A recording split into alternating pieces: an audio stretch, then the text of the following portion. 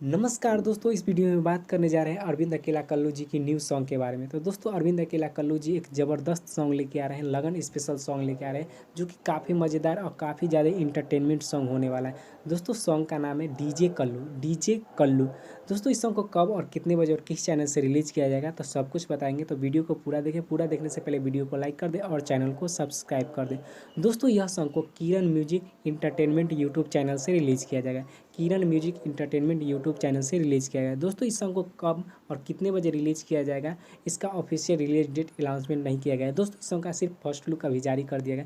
दोस्तों, बहुत जल्द यह सॉन्ग का रिलीज डेट भी अनाउंसमेंट किया जाएगा।